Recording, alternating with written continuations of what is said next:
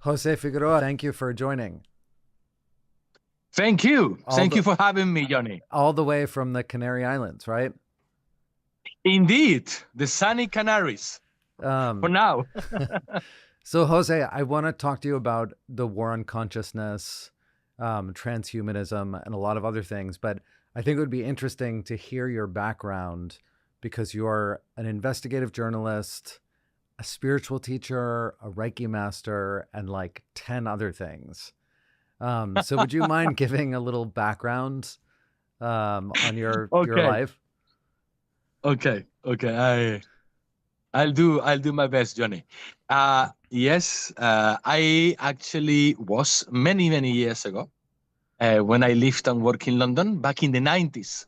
I was an investigative journalist.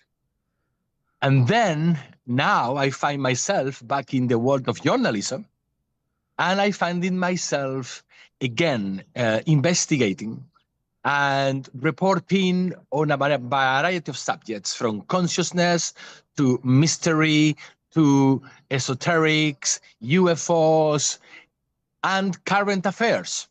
And this is what I'm doing. So one time I'm talking about UFOs and interesting places around the world where interesting things are happening or has happened. And other times I actually doing in-depth investigative journalism about a number of subjects.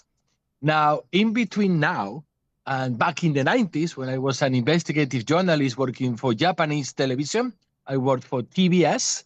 I also collaborated for the BBC. I collaborated for Telecinco of Spain.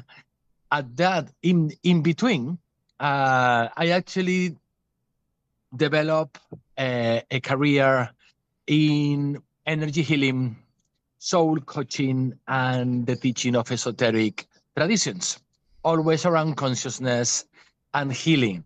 I don't consider myself a spiritual teacher.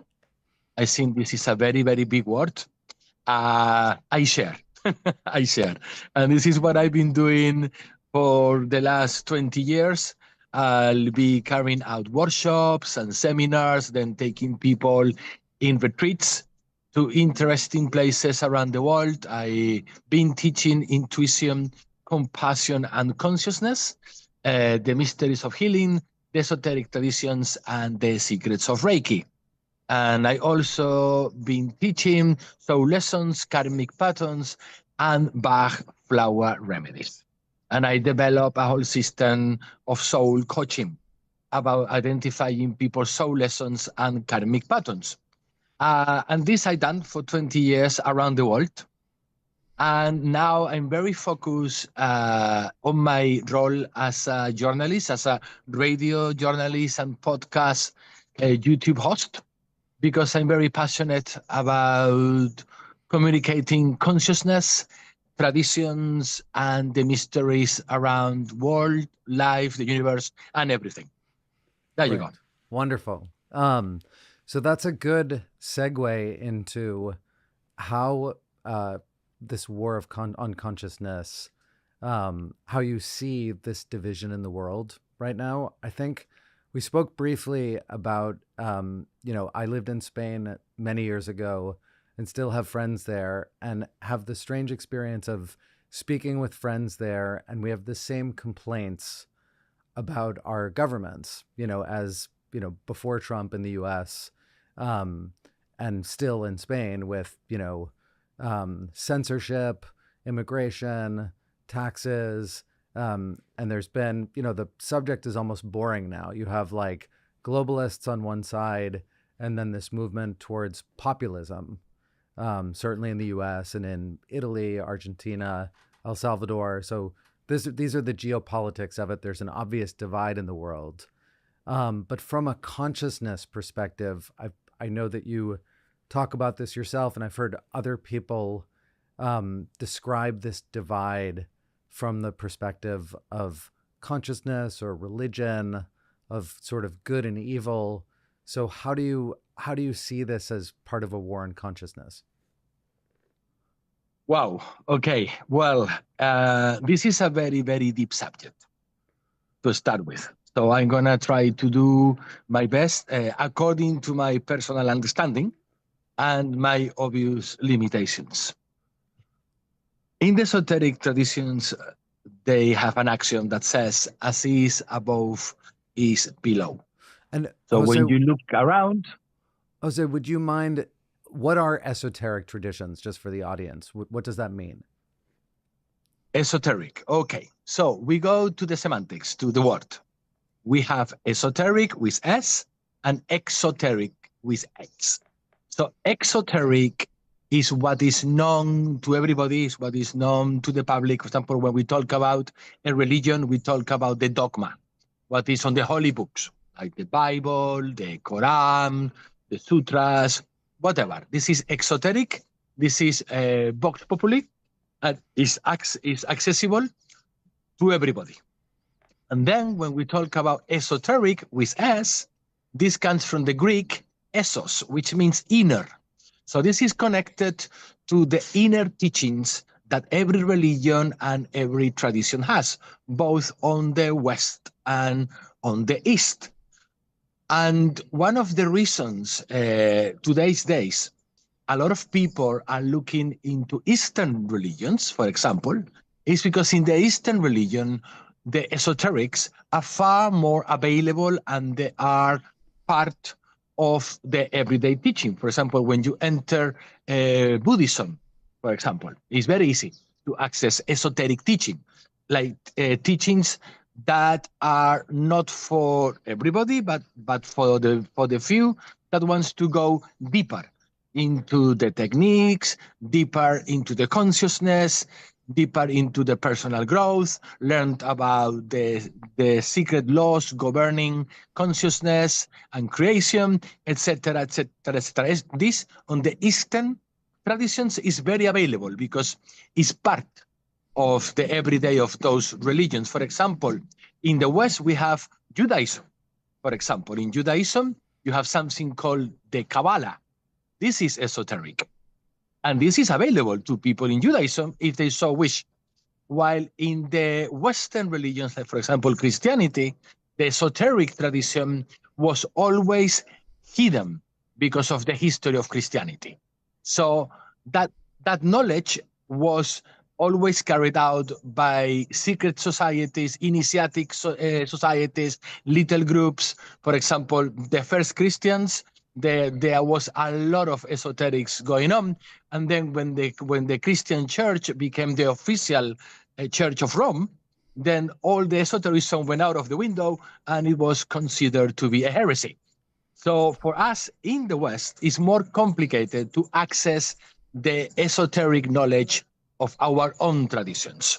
So people tend to go to the East because it's easier. For example, yoga is full of esoterics. It's full of the understanding of the energy bodies, of sacred geometry, and all of these things that, for example, in the West is a lot more difficult to find. And would you say it's more self-centered because the esoterics are available? What you call, because you see, it's about the microcosmos and the macrocosmos. So esoterics is about understanding the microcosmos, in other words, us, the human being, our psyche, our body, our energy centers, and all are around that, and our connection and how it meets with the macrocosmos, with the universe. And that's exactly where consciousness comes in. Because consciousness is how you perceive yourself, the microcosmos, and the macrocosm, the universe, aka reality, aka the matrix. I've heard, and this is consciousness. Jose, I've heard some people talk about mana in Christianity. About, sorry, what? Mana, from the Bible as a reference to plant medicine. Oh yeah, the manna, what fell from the sky in the 40 years journey of Moses. Is that, people reference that as like a plant medicine reference. Have you heard that before or no? I have. I think people these days are very keen in finding all kind of excuses to implement or direct people towards plant medicine.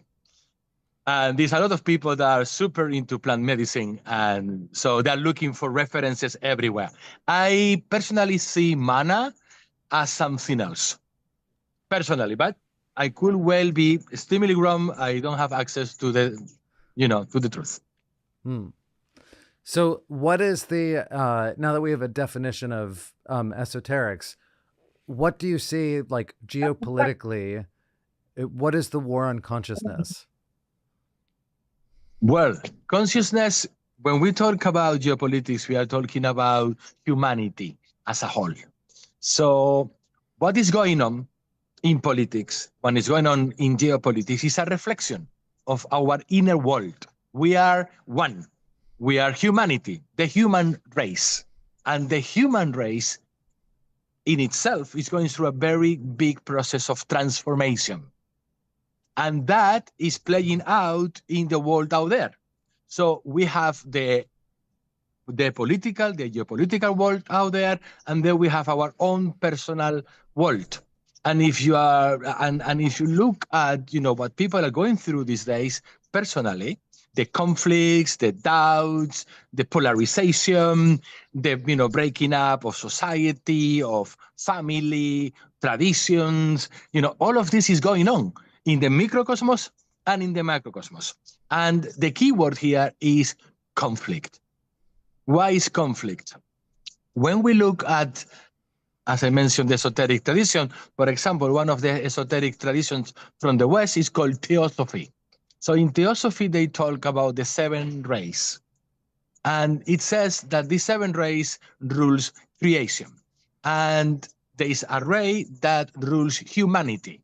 And that ray is the 4th ray and is called the ray of harmony, equilibrium through conflict. What do this mean? It means that the human race learned the lessons, the communal lessons. We learn it through conflict, through polarization.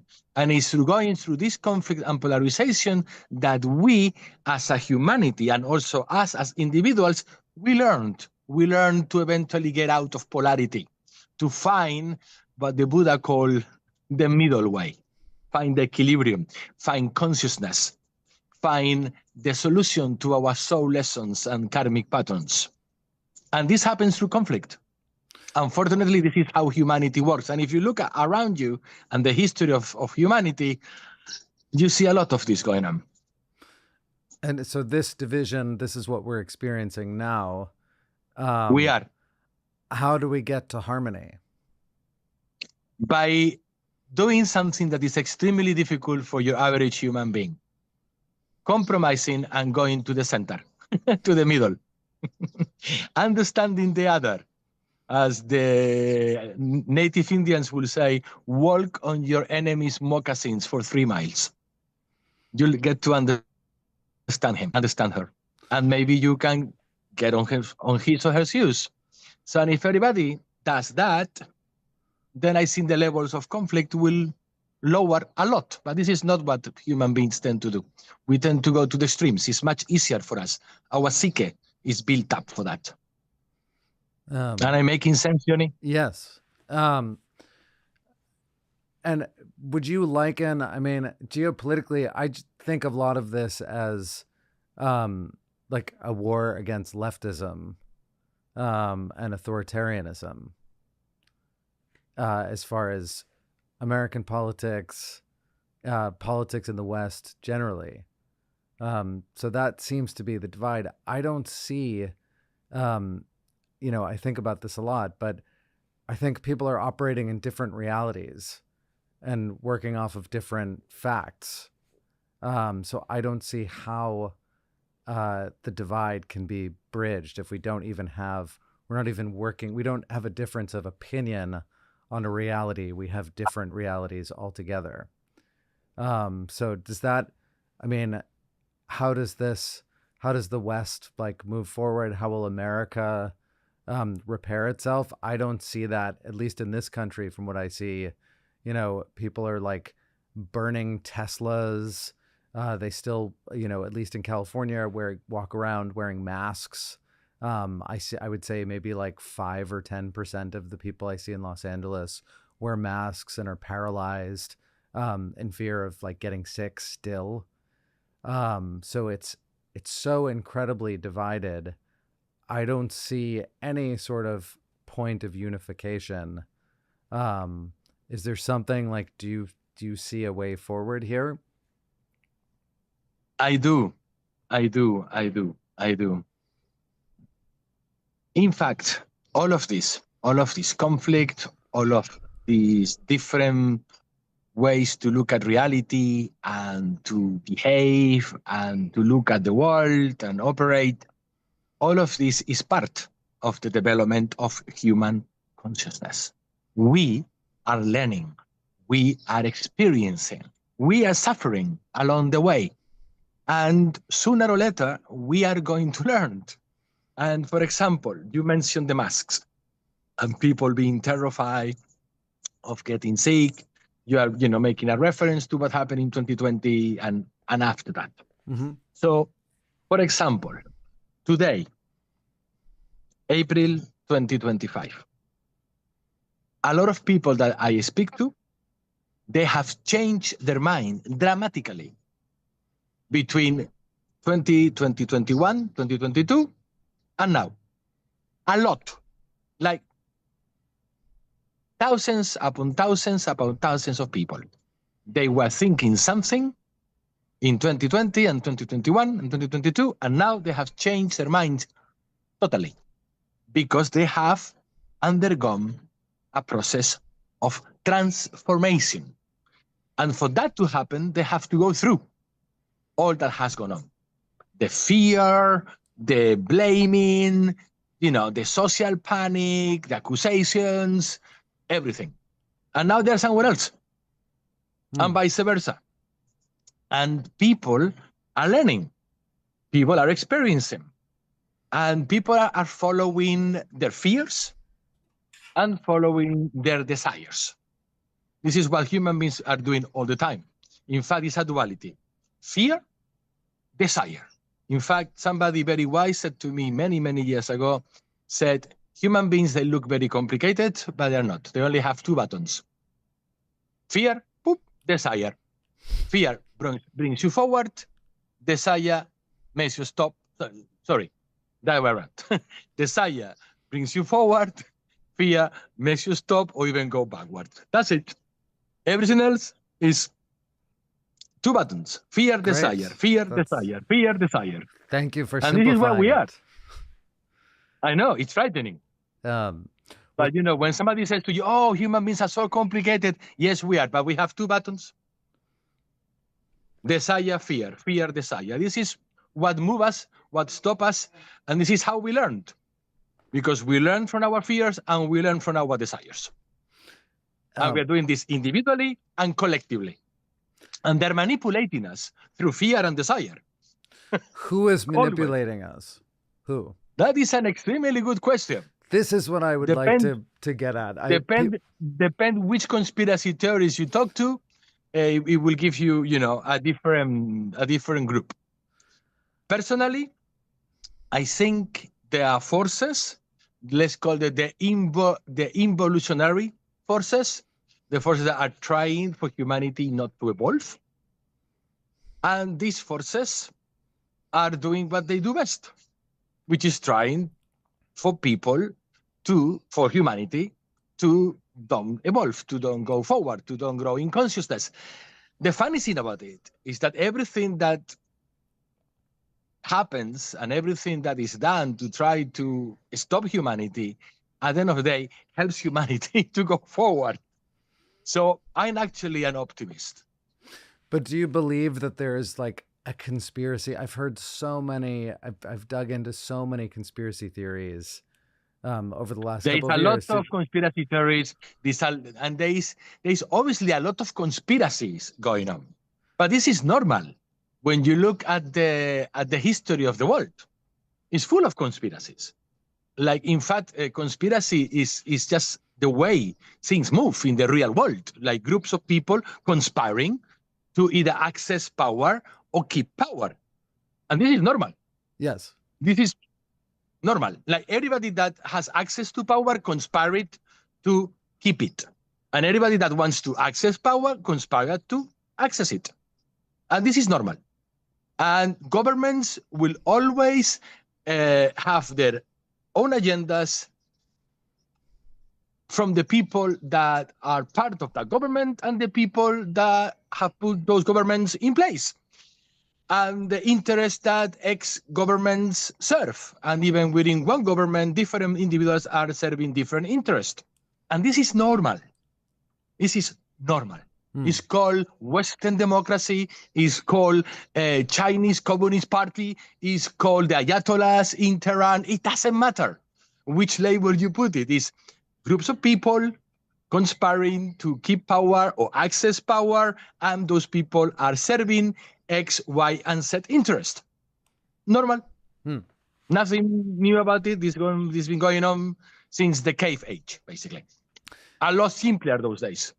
Because as we evolve as a society, this gets more and more and more and more complex. Follow the money is the easiest way. Follow the money. Regarding, I wanted to ask you about something I've been thinking about, which is AI and transhumanism.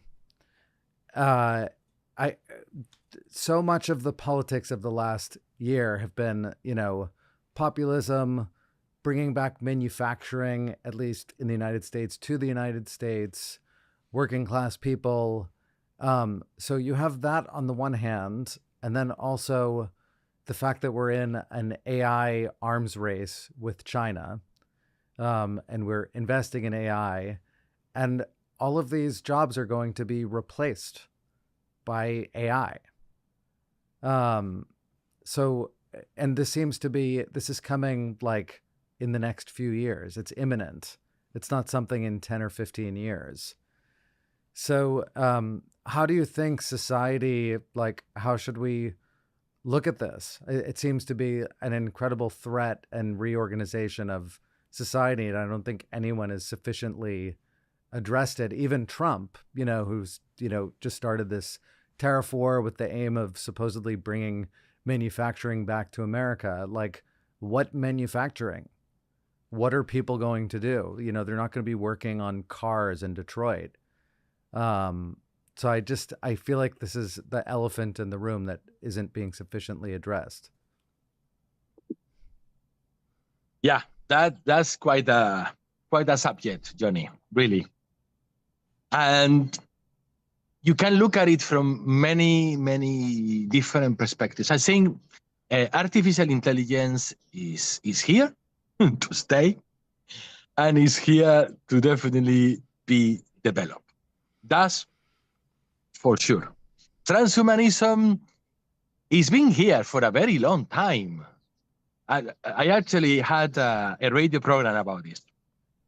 And to us, transhumanism is like, it's been sold to us. Oh my God, this is so new. I mean, Jonny, since which year have you been able to have a hip replacement? Many years, right? Decades. Decades? Yeah. Well, this is called transhumanism. Jonny, since when have you been able to have a heart, how do you call this? Marcapasos. How do you say that in English? Transplant. Oh, a pacemaker. Yeah, not even a heart transplant. A pacemaker. Marcapasos. Pacemaker. Sorry? Pacemaker. A pacemaker. Yes. Yeah. Since when has that been available? Decades? Yeah. Exactly. This is already transhumanism. But what about pacemaker, hip replacement? Wait. So we are a transhumanist species already a long time ago. Now, what happened is that now the technology is increasing and the capacities are so huge that now what we have is many different risks connected to this. And one of the risks that people are talking about is one, of course, when you start playing with, brain implants and any kind of implants that allow you not only to perhaps has increased consciousness to a certain level or increase health, but that can also allow a company, a government, to actually have direct access to your body and to somehow, play around with you. And what happened is, depending on the technology that you have inserted in your body, you are going to be, you're going to get closer and closer to a superhuman, so to speak. This is obviously going to be for people that are wealthy, that have a lot of money. And maybe the other implants are going to be slightly different, and maybe they make you more of a cyber slave rather than a superhuman. And that is not going to be for the very rich people, but for the rest of us.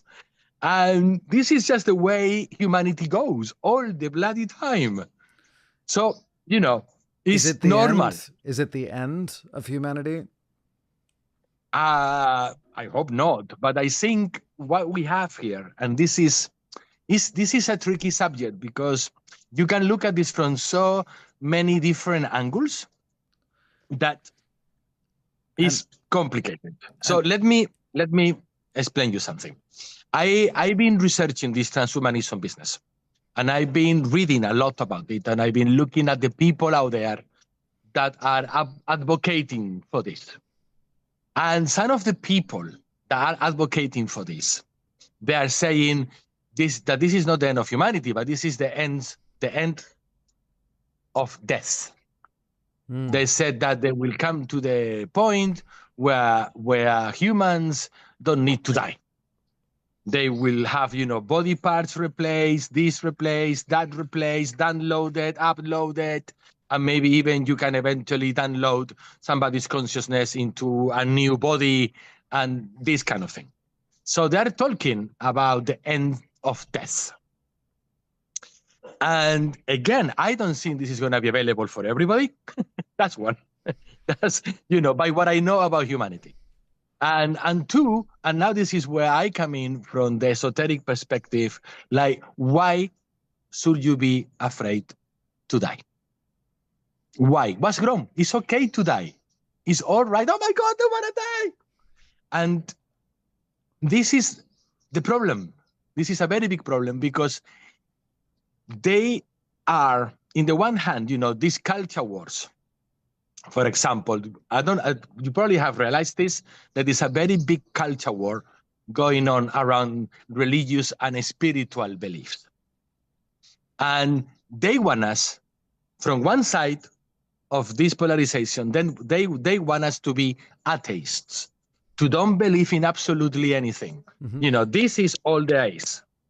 You are born, you grow up, you procreate if you can, and you eat, sleep, and go to the loo, and don't forget to pay your taxes.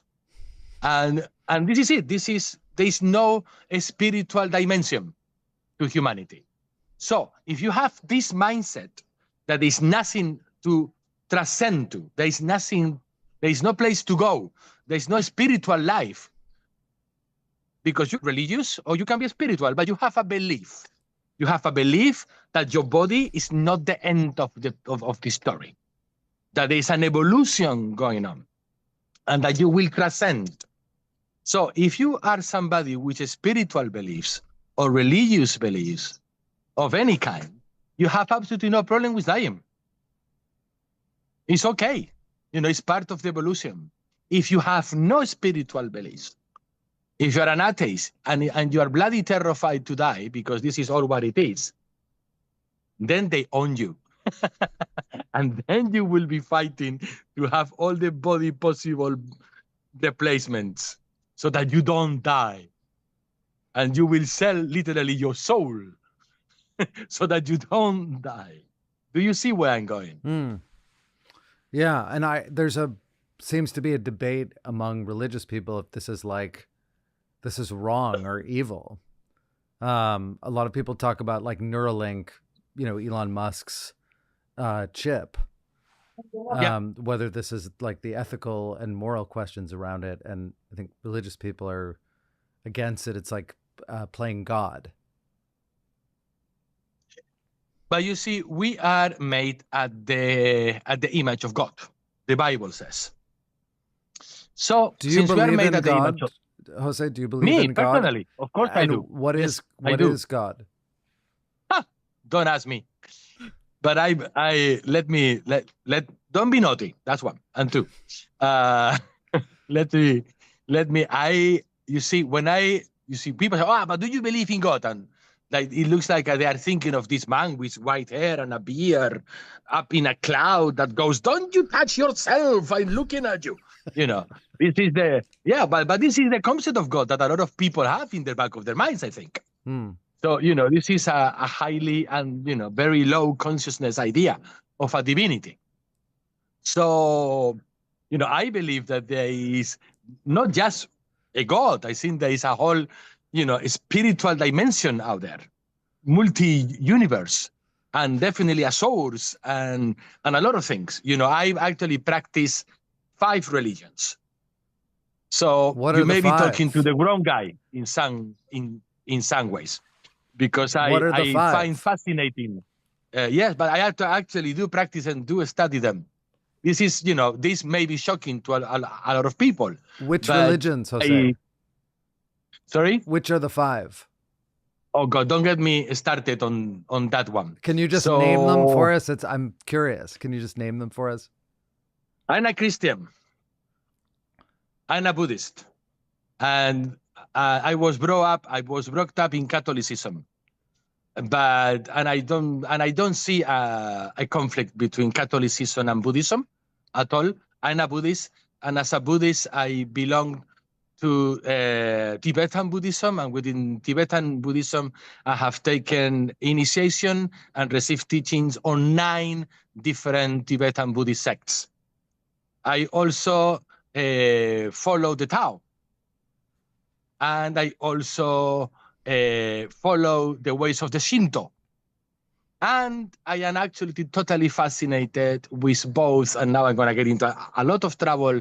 I'm fascinated with the Sufi aspect of Islam, and I study actively Kabbalah. So let's say I believe in a lot of things. And I study them and I believe, but for me, the belief is not so important. It's the joining the dots. This is what I've been trying to do all my life, joining the dots and trying to understand the nature of reality. But now it's fashionably called the Matrix, since the famous movie, the very fabric of reality, the universe, the multi-universe, where we come from, where we are, where we're going. This is what fascinates me. And this is what I dwell into. And as a healer, as somebody that works with energy healing, you have no choice but to actually look into this. And it become an experience, not a belief. An experience. I'm very much into experiencing. What opened your eyes? What was your first experience with this? What, as far as your own consciousness, like you mentioned, a certain type of belief in God that's low consciousness of just like a gray-haired guy in the sky or something. But what was your first like consciousness experience? Well, I have a bit of a particular life. When I was 14 years old, I actually encountered a teacher of esoterics, of esoteric tradition, when I was 14 years old. And this person started to introduce me to a different way to look at life. And he taught me to meditate. And he gave me some very interesting books to read. And as my consciousness started to grow, I mean, I was very young, I was 14. But as you start thinking and you start meditating and contemplating, then sooner or later you're going to have some kind of experience. And I have a couple of what you would call, the Japanese call it satori, a satori moment. I had a couple of these where suddenly I understood, I saw with clarity a number of things. And this is not an intellectual thing. It's just suddenly you see it. You understand it. For you, it's very real. So I had a couple of these at a very, very early age. Then it took me some years to actually understand what had happened. Then now looking back, I go, I see. Okay. Like the kind of things that now people are using, like a lot of people are now doing plant medicine because they are looking for this kind of experiences. And like you don't really need it. If you learn to meditate and to contemplate and to breathe and a whole number of things, you have enough chemistry in your body to actually have very interesting and very safe experiences, hallucinogenics free. What do you think of plant medicine? Like, what's the purpose of it? It's been like brought into the West, and it seems to me like it's being kind of recommended openly without much restriction and being served by, there's like a lineage, I guess, to a lot of the plant medicine and, cultures, kind of original cultures that it comes from. And now it's like kind of everywhere in the West, people are microdosing and taking it out of the its original context. So what do you think of what's the purpose of plant medicine? And then some people also talk about like that plant medicine can open the door for bad things also. Yeah, I actually agree with a lot of what you say. Now, I don't like to demonize things. Never a good idea to demonize anything or anybody. And I don't want to demonize plant medicine. Now, when I was very, very young, when I was around the age of 16, I sat down with somebody that now I understand was a shaman. At the time, I wasn't really aware who I had in front of me because he didn't introduce himself as a shaman at all. Now I look back and I go, wow. So, and this man explained something to me. And I'm going to try to shorten it up a lot because then what he explained to me, then I have the opportunity much later on to actually talk about to people actually in Mexico and Panama, coming from these traditions and so on and so forth.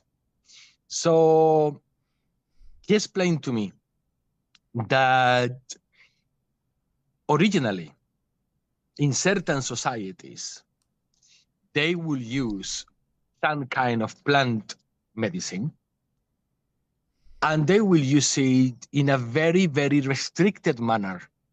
And they will be given to very specific people at very specific times and as little as possible in order to help them transcend certain cognitive barriers. And that will help them to connect or receive information from other realms or from parts of themselves in the multi-universe, or to help them to have deep insights.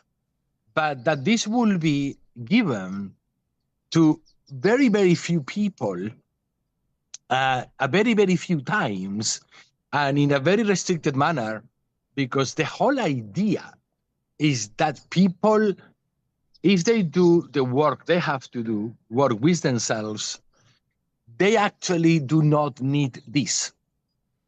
They can access this information by themselves. And for example, there are traditions out there where this is actually forbidden. I'm talking about esoteric traditions. This is like forbidden. You shouldn't even, go there, okay? Because of the dangers of it. Because this may affect your psyche negatively. And for some people, this can not be a very good idea. And for other people, can be disastrous. And also because of the dangers of opening up doors inside yourself, inside your own psyche, to parts of yourself that are not good ideas, or to other dimensions where you are not protected against certain influences, energetical influences. And the people that originally took this stuff, they were prepared for this. They have trained for this. They have trained their minds, they have trained their understanding, they have trained a lot of things, and they will be doing it with somebody, with them, next to them. But I'm not talking about, 20 people in a circle, every Saturday night for a month. So nothing to do with this, you see. And this is going to sound a little bit shocking, but in those circles, the more plant medicine you use, I don't know which word to use, the more of a failure you are as a shaman, basically. Oh, or as a wannabe shaman. So you see, in certain circles, like, the minute they see somebody using this, they go, "Oh fuck, another one." Like, yeah, this is very hard to hear this. But I had an 85-year-old shaman explain this to me. And he said, but you see, white people, they want now, everything now. And there is other people who are more than happy to sell to white people to make a lot of money, and they don't give up, a damn. And but this is very hard what I'm saying, and I'm sure you're going to have a lot of people. Oh my God, but plant medicine changed my life. I'm sure it did. And for a lot of people, it has meant a lot of things, and it have helped them to open up and to access other realities. Because before they went into plant medicine, they were in a New York office, typing away in a computer, and they didn't feel anything, they didn't see anything, they were totally spiritually numb. And it's for these people, for the spiritually numb, that the plant medicine was intended. When you were a wannabe shaman in some tribe in the Amazonia, and you were more spiritually numb than normal, then they will give you the plant medicine to But then, if you depend on the plant medicine to be a shaman, you are in trouble. And white people are perfect for plant medicine because they are spiritually numb. And they don't connect with the heart. So you have to give them liters of it. And then they become spiritually addicted. And before you know, suddenly there is, a path made of plant medicine. Plant medicine was never a path. Never. It was something that may be used at some point. I'm going to give you an example. Do you know that the Christians have plant medicine? Is it mana or something? No. What is it? No, but this is all bullshit. Sorry. Excuse my French. You can swear. Would you like me to explain to you what's the Christians' plant medicine? Yes. How is used or was used? Easy. If you go to any monastery in Europe, it's very likely that this monastery is in the middle of a vineyard. In the middle of monasteries in Europe, vineyard. Oh, vineyard. Mm-hmm. Yeah, sorry, vineyard. Una viña en español.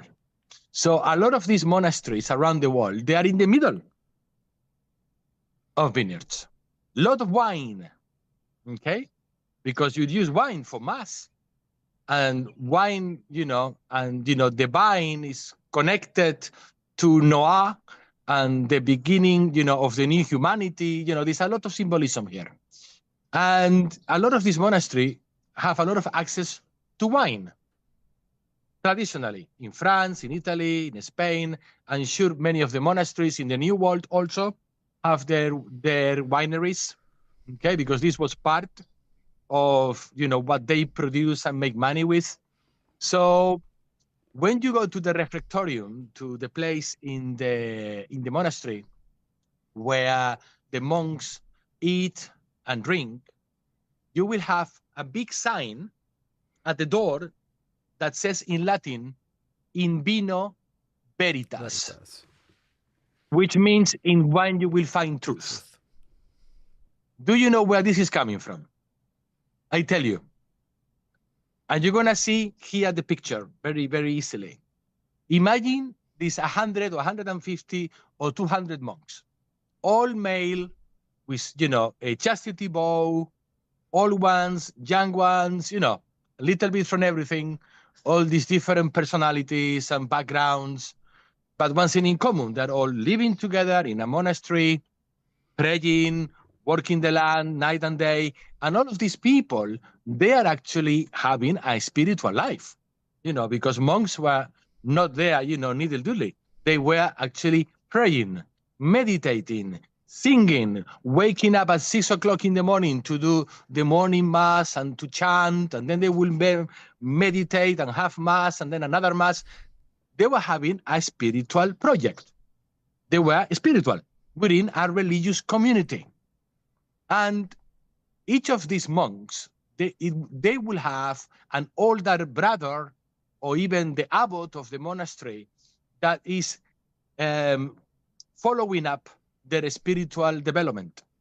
They will have confession at least once a week, and during the time of confession, they will tell their things and, blah, blah, blah, blah, blah, blah, blah. And then they will get spiritual exercises. And so this is spiritual people together in a monastery. And then imagine that one of these older brothers or the abbot, they see that Father Jonny is like, I'm not sure if Father Jonny is really doing his spiritual job. Or there's something wrong with Father Jonny, but I don't know what's going on. I don't know how to help him because I can see there's something going on, but Father Jonny is not talking to me or whatever. Or I can see him, he's troubled. So what do they do with Father Jonny? Come, Father Jonny, join us here for a little chat. Have a glass of wine, Father Jonny. And they will get Father Jonny drunk. Because when Father Jonny gets drunk, the truth is gonna come up. In vino veritas. So if Father Jonny has a problem with anger and frustration, he's going to be an angry drunk. If Father Jonny has a problem with very unchristian horniness, he's going to come up, he's going to get horny. If Father Jonny is very sad inside and he's not sharing his sadness, he's going to be a very, very sad drunk. And so on and so forth. So they will use the Christians' plant medicine to help the spiritual development. For example, do you see? Amazing. Yeah. I think this is the esoterics of wine and Christianity. I think someone said it's impossible to know. It's almost impossible to know what's in a man's heart with that alcohol. Get him to drink. I think that was Welbeck. There is two things you can give to somebody to know who they really are. Do you know what? Alcohol. And the other one? Money. Or power. Give somebody power or money, and you will know who they are. Because then they can safely be who they are. Give them power, give them a uniform, or give them a charge, or give them money. You will know who they are.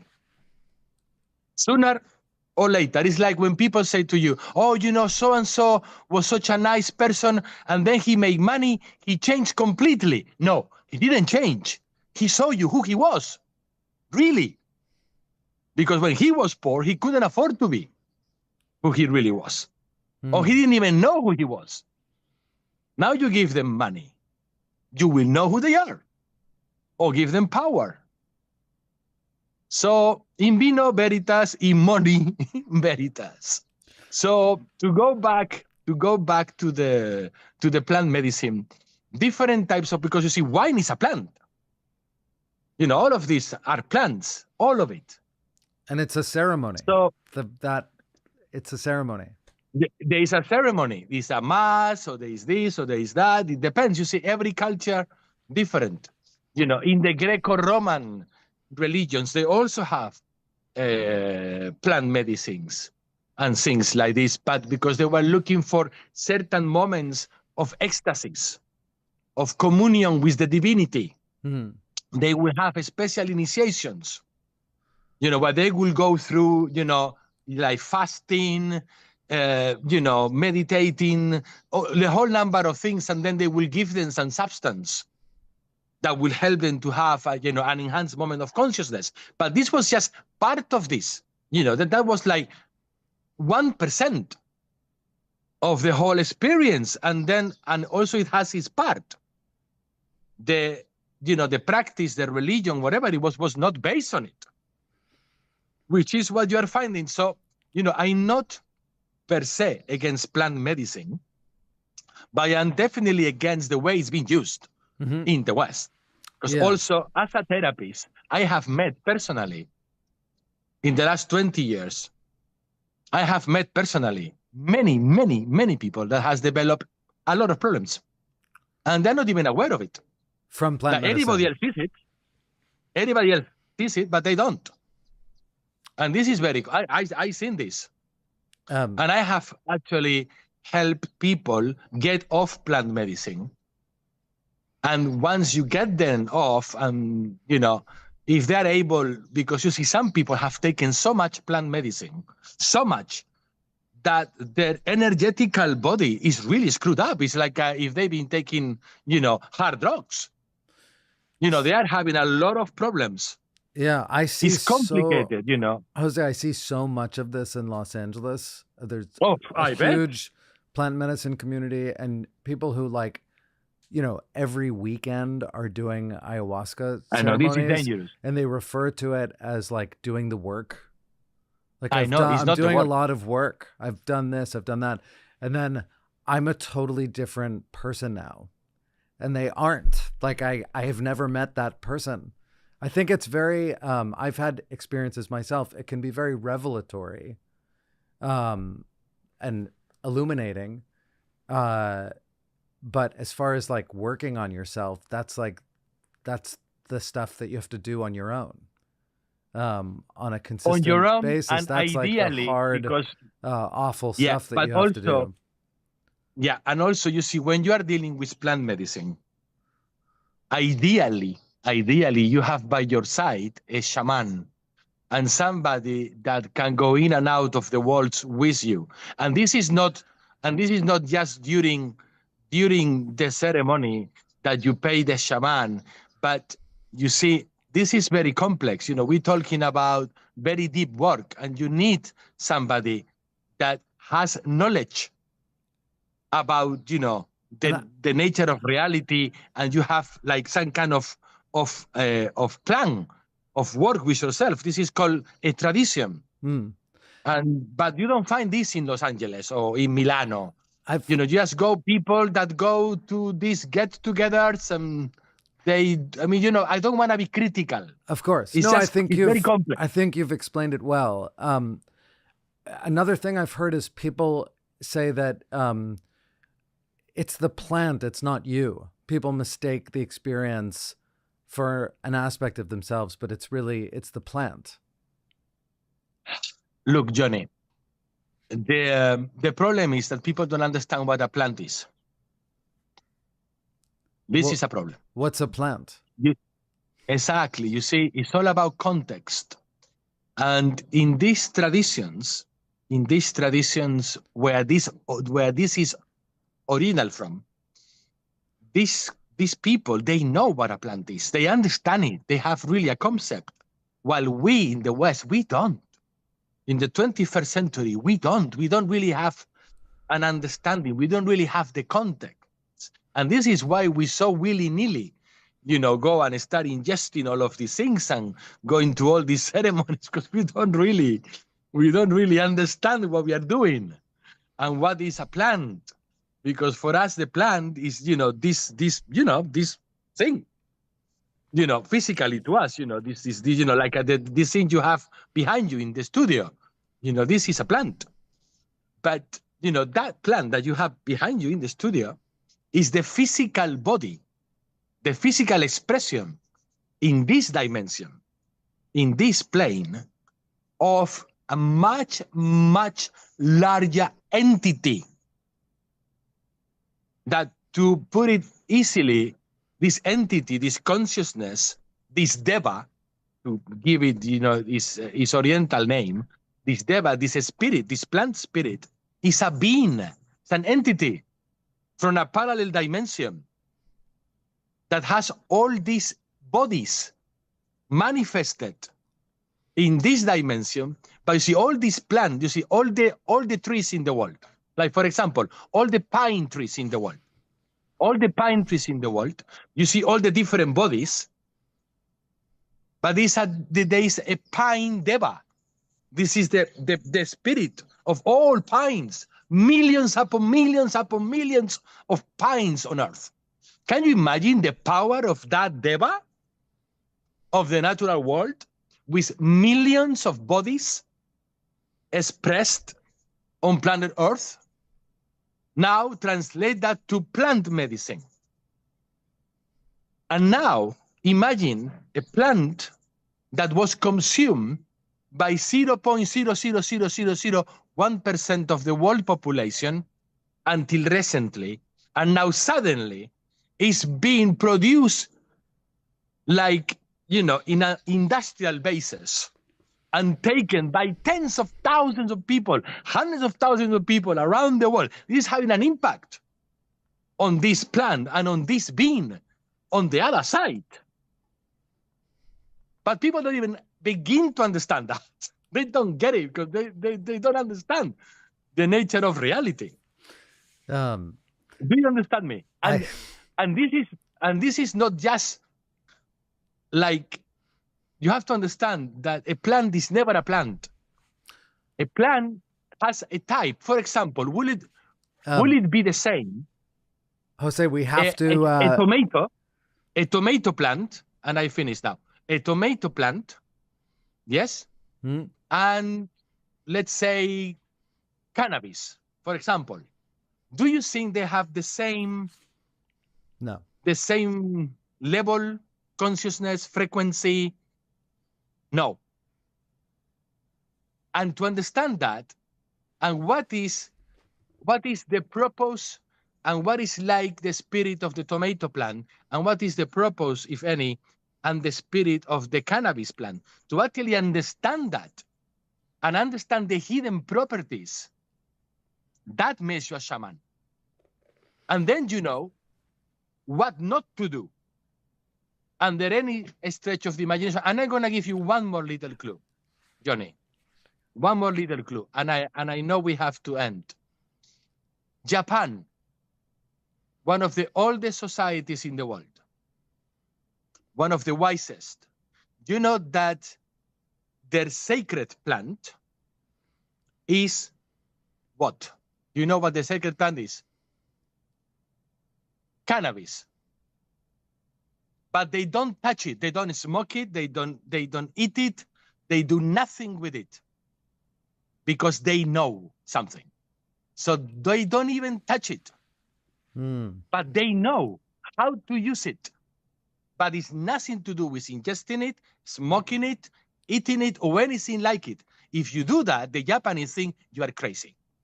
Wow. Well, Jose, we'll have to get into cannabis on the next episode. But do you see what I mean? I do. Jose, thank you so much for joining. I hope this was useful, and thank you.